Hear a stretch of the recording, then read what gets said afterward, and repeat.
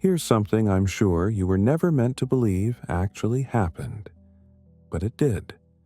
A sealed scroll hidden for generations beneath temple stone.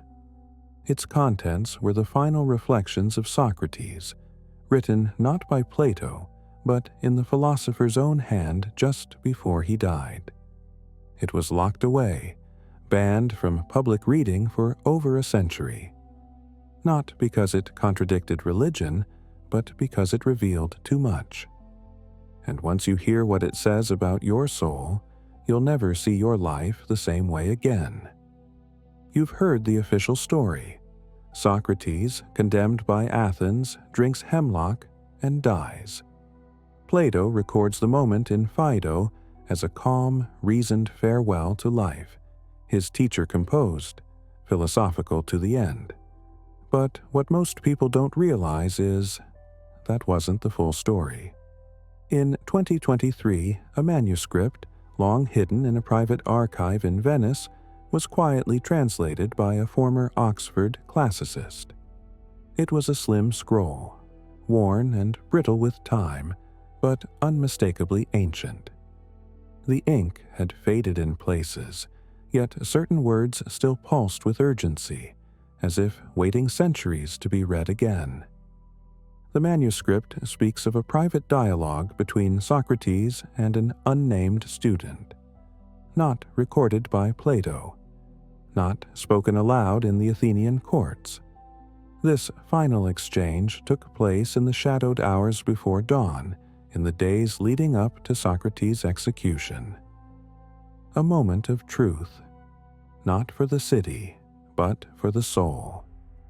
According to marginalia in a later hand, the scroll passed through the hands of Egyptian scribes before disappearing into a monastic vault near Alexandria. Later, it surfaced briefly in 1924, examined by scholars who unanimously and silently agreed it was too dangerous for academic release. Destabilizing, one wrote in a now-lost letter.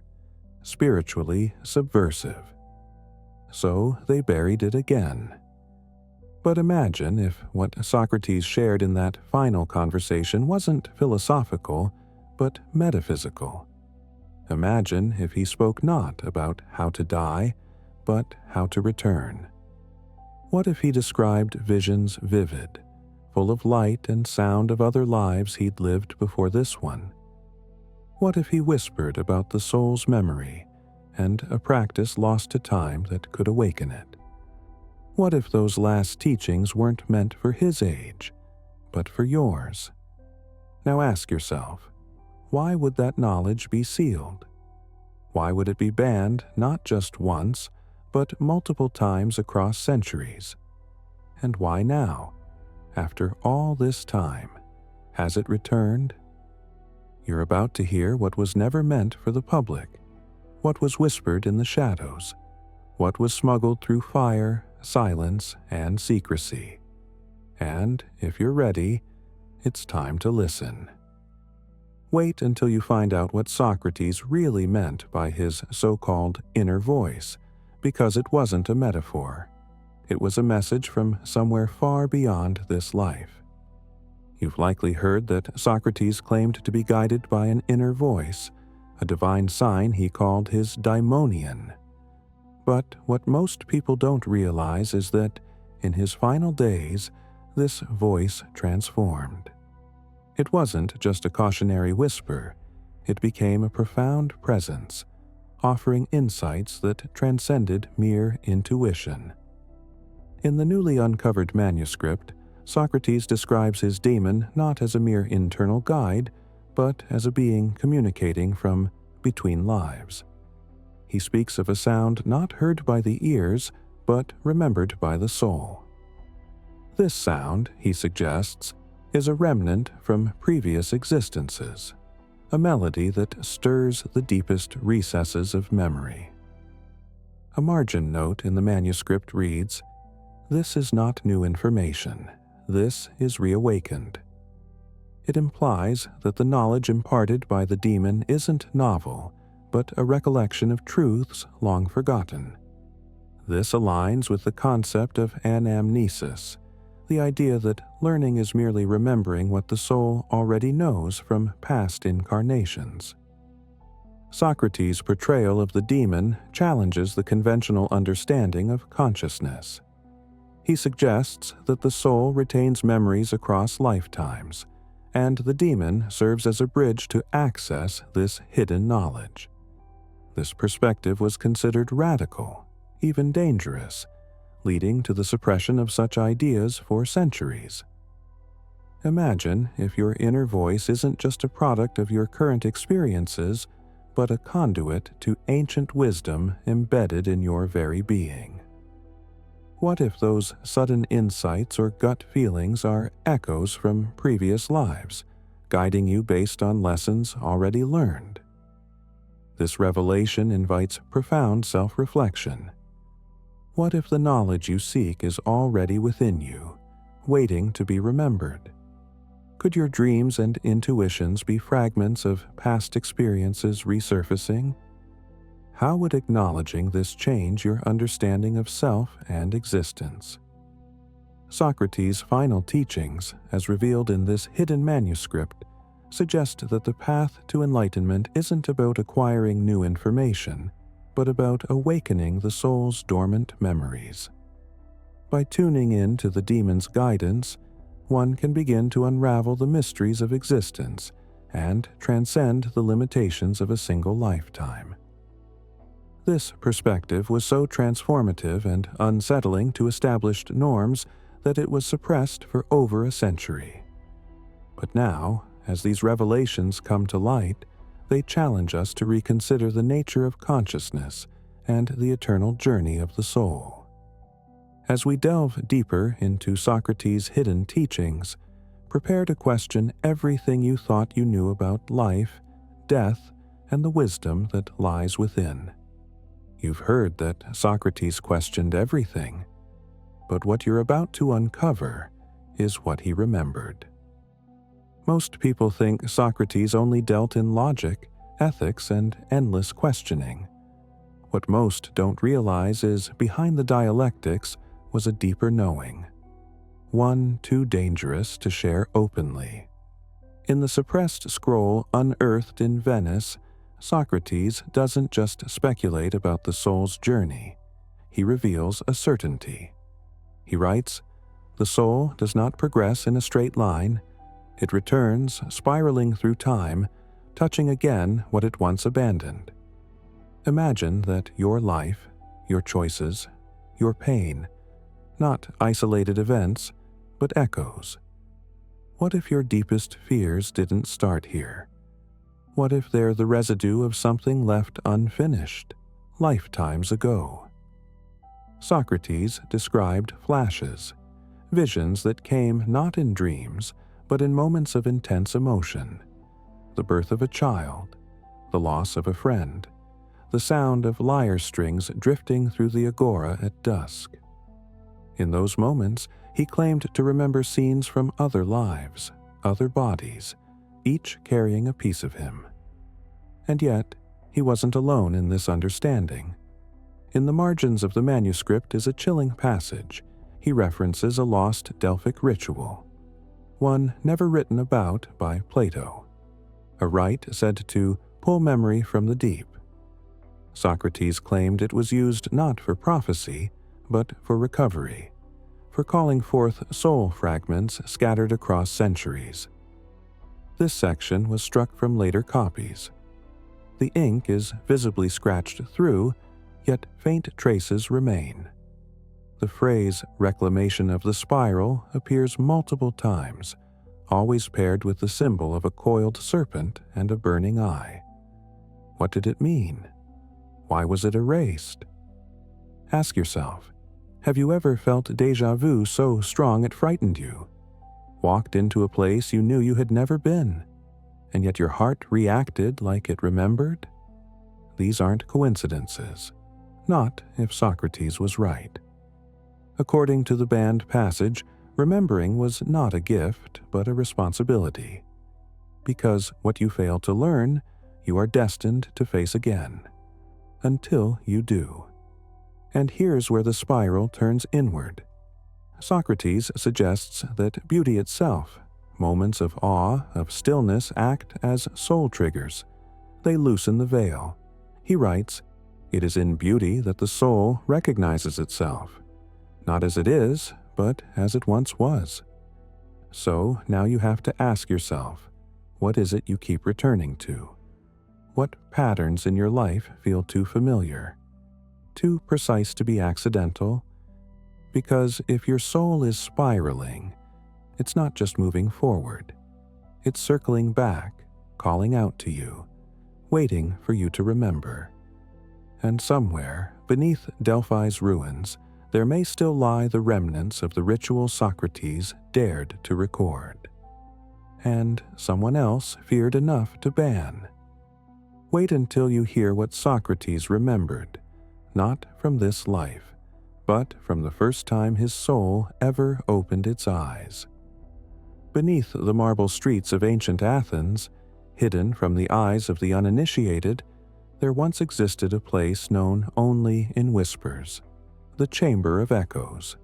Not a myth, not a metaphor, a real subterranean sanctum where chosen initiates were led through rituals that simulated death not to end life, but to pierce the veil that separates it.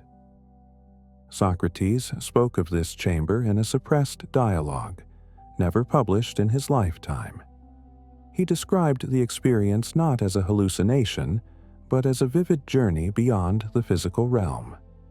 In one such vision, he claimed to have remembered his own birth, not into this life, but the very first one. A moment where the soul's journey began, setting forth on a path of 7 loops before ascension. A fragmented diagram, recovered from ancient manuscripts, illustrates this path. A spiral of existence, each loop representing a cycle of learning and forgetting. It's a map of the soul's evolution, hidden away for centuries. Why was this knowledge suppressed? What truths were deemed too dangerous for the masses? And what does it mean for you? Consider this. If your soul has traversed these loops, what lessons have you carried forward? What memories lie dormant, waiting to be awakened? The Chamber of Echoes may be lost, but its revelations resonate still. Are you ready to listen? Get ready to uncover how Socrates peeled back the veil and saw not illusions, but the hidden echoes of your own soul's journey. You've been told that dreams are just fleeting images, the brain's way of sorting daily noise, nothing more than stories your mind spins while you sleep. But what if everything you think you know about dreams is wrong? What if those images, those fleeting moments in the dark, are not random at all? What if they are fragments of your soul's true history, records from lives you lived long before this one? Socrates, in the final days before his death, whispered secrets hidden from the world. He warned that what we call dreams are not mere stories or fantasies. No, he claimed they are records, archives stored deep within your soul. Each night, as your body rests, your soul travels through corridors of memory, glimpsing echoes from past incarnations. These are not myths or legends. This is knowledge banned, erased from official history, suppressed by those who fear what awakening might bring. Imagine standing before a mirror, but not one that reflects your current face. This mirror shows the many faces you have worn, faces from previous lifetimes, each etched with lessons, mistakes, triumphs, and failures. Socrates described this mirror of lives as a sacred artifact, something he glimpsed during deep trance states guided by priestly rituals now lost to time. It revealed not just reflections but revelations, clues hidden in plain sight, waiting to be deciphered. What most people don't realize is that nightmares are more than bad dreams. They are echoes, shadows cast by unresolved misdeeds from your former lives. These nightmares are not punishments, they are warnings. They linger in your subconscious as a call to face what remains undone, a call to heal wounds that span centuries. What if your fears, your restless nights, are not random at all but messages from a past self begging for resolution? This is exclusive knowledge, removed from textbooks and banned from mainstream discourse. The idea that your current life is just one loop in an endless spiral has been censored for centuries. Yet, those who see beyond the veil understand. Your soul carries the weight of countless lifetimes. Each dream is a thread in the tapestry of your existence, weaving lessons across time and space. Socrates hinted at something even more profound. Some dreams carry embedded instructions. These are not metaphorical. They are coded guides from your soul, designed to help you navigate this life. What if certain symbols, repeated images, or sensations are not coincidences but direct transmissions? What if these instructions, if understood, could awaken you to your true purpose, unlocking abilities you never thought possible? Imagine the veil lifting slowly, like dawn breaking through a night sky. You begin to notice patterns in your dreams, fragments of faces, voices calling from the shadows, feelings that don't belong to your current self.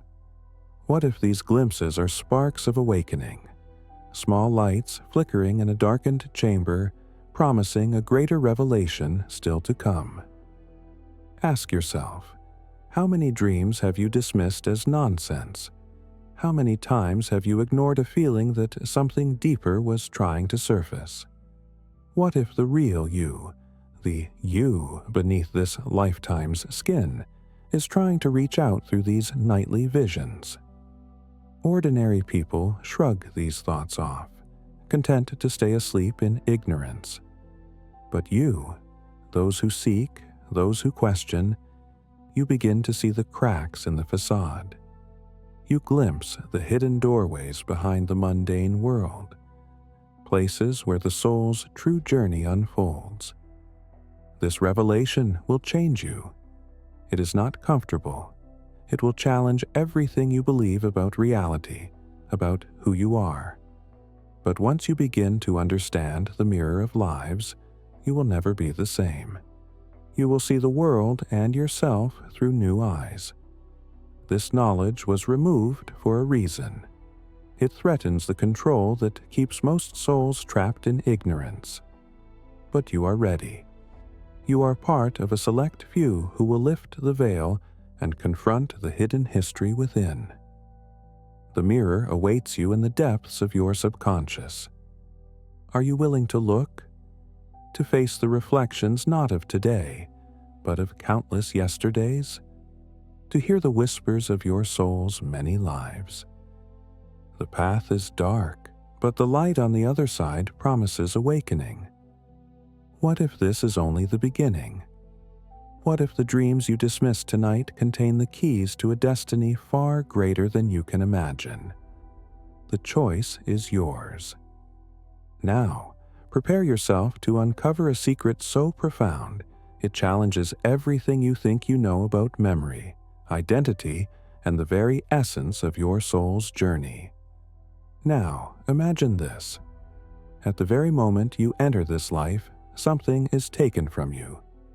Not your body or your breath, but your memory. The manuscript reveals a secret almost no one knows. It says your soul is deliberately sealed at birth, locked away behind an invisible barrier. You don't just forget your past lives by accident. This forgetting is a ritual, a profound act of cosmic design. Socrates himself asks a question that pierces through the surface of ordinary understanding. Why would the soul agree to forget? Think about that. What part of you would willingly trade away your own history? What if forgetting is not loss, but protection? What if this seal is like a veil, shielding you from truths too vast, too heavy, too dangerous for a new life to carry all at once?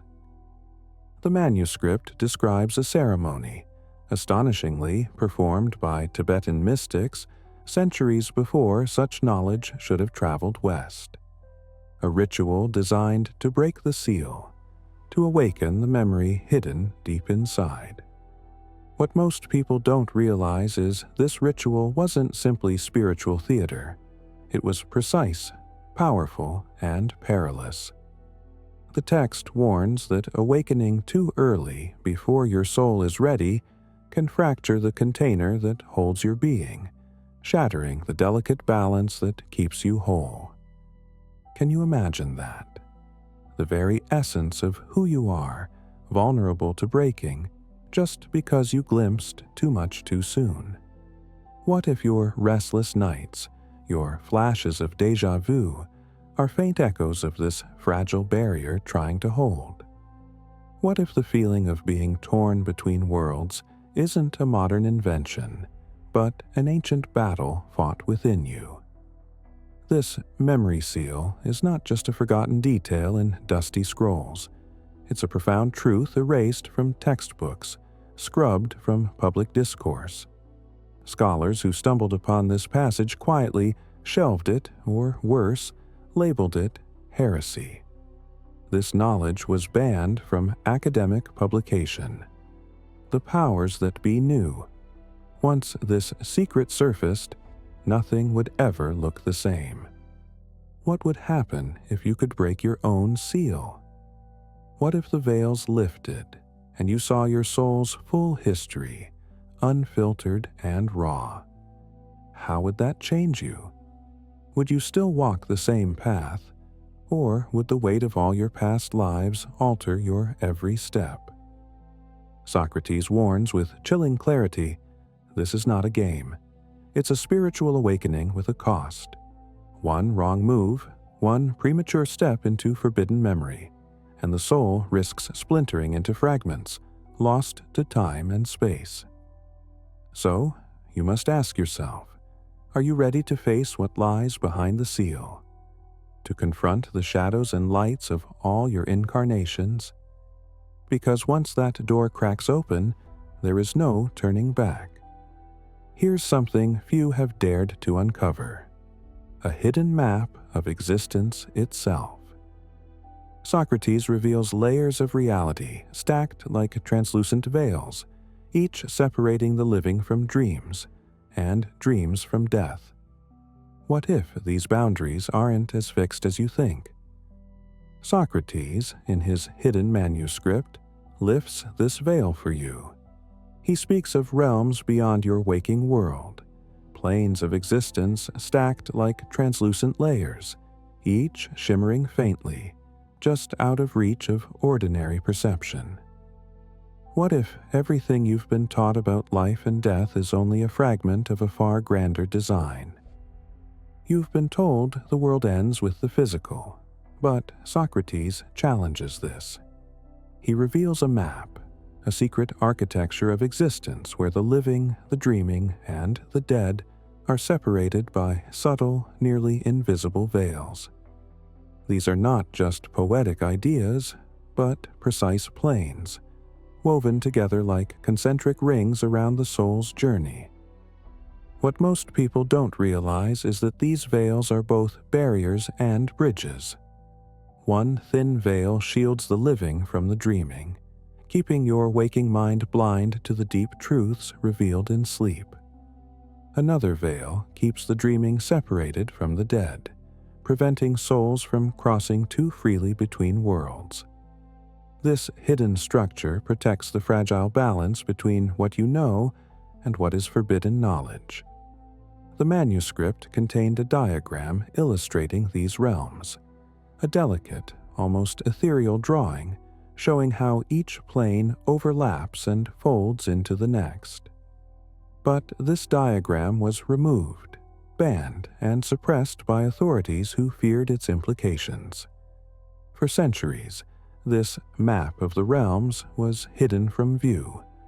erased from academic discourse, and relegated to obscurity. Yet, fragments survived. A partially restored copy was discovered misfiled under Platonic allegories, buried among texts thought to be mere philosophical musings. Its symbols mirror those found in Pythagorean texts, ancient codes used by secret societies to encode truths beyond the grasp of common knowledge. This connection suggests these realms were not just ideas, but experiential realities, accessed by initiates through disciplined practice and ritual. Can you imagine what it means if these realms are real? If you are not just a physical being, but a traveler passing through layers of existence, each with its own laws, guardians, and mysteries. What if the dreams you dismiss, the feelings of déjà vu, the moments of inexplicable intuition, are signals from these overlapping worlds? What if, behind the veil of ordinary perception, you are already walking among these realms, unknowingly crossing thresholds that others can't see? This knowledge sets apart those who see, the seekers, from ordinary people trapped in a single layer of illusion.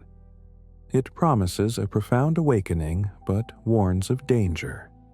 Cross a veil too soon or unprepared, and the soul risks becoming lost in the labyrinth between worlds. You may wonder, how can you prepare for such a crossing? How do you discern the veils from mere illusion? The manuscript hints at practices, ancient rites long erased from public memory, that can help navigate these realms safely.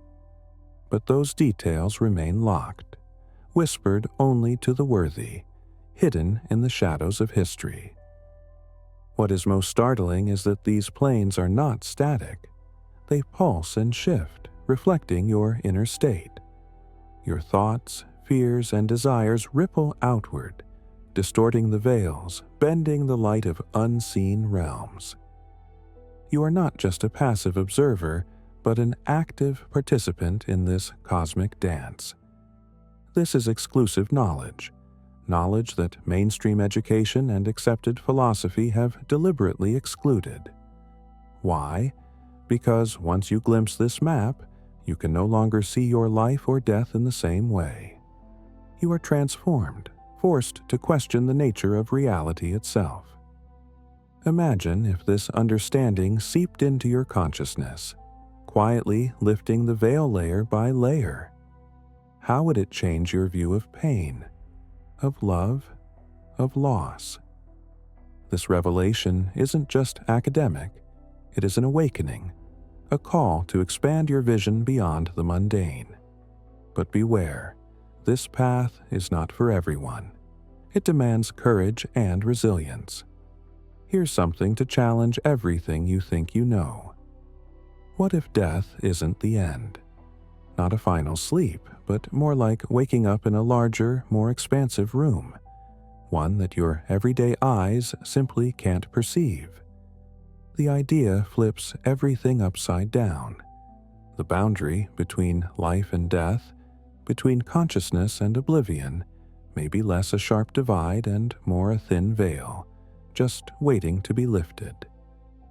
And the soul? What if it's not something you gradually become or develop over time? What if it's something you've always been? Eternal, infinite, timeless. The core of your being might not be limited to this lifetime, but stretches across countless others, connected by threads you cannot see yet. Now, consider forgetting. Most people assume it's a tragic flaw of human existence, a loss, a gap in memory. But what if it's something far more deliberate? What if forgetting is the mechanism that keeps you asleep, blind to the greater reality? A system designed to veil you from the full truth of who you are. These aren't just idle speculations. The manuscript reveals that Socrates may have glimpsed this hidden reality. But his revelations were buried, suppressed, erased from history.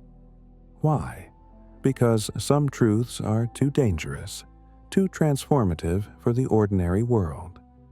They disrupt the very foundation of accepted knowledge, turning what most people hold as fact on its head. Now, centuries later, that buried knowledge is resurfacing. Cracks appear in the walls built to contain it. It's seeping back into the light, inviting you to see with new eyes, to awaken, to remember. Ask yourself, how many times have you woken from a dream feeling something profound, an emotion or image you couldn't explain? What if that feeling is a key, a fragment of a truth you once knew? What if your soul carries scars and wisdom from lives you never consciously lived?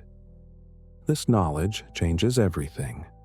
It challenges the very nature of reality, identity, and existence. And it forces a reckoning. You can no longer settle for the surface story, the mainstream version of who you are. You must look deeper, question harder, and face what lies beyond the veil. What awaits on the other side of forgetting? What if the soul's journey is a spiral, a dance through many lifetimes, each designed to teach, to heal, to evolve? And what if this cycle is not a prison but a path to ultimate freedom? You stand now on the edge of that awakening. This is not just philosophy, it's a call to transformation. The veil thins, the echoes grow louder, the hidden map of existence unfolds before you. You will never be the same, because now you remember. And once the soul remembers, nothing can ever truly be forgotten again. The veil has lifted, and your journey beyond begins now.